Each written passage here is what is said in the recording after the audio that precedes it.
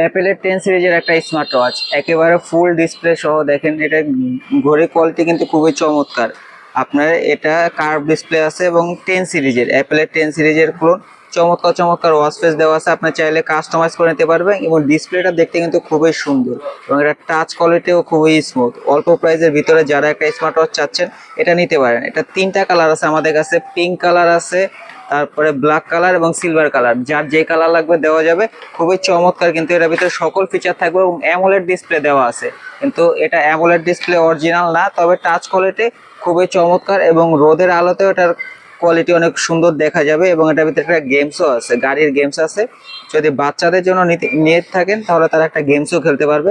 এছাড়াও কিন্তু সকল ফিচার থাকবে।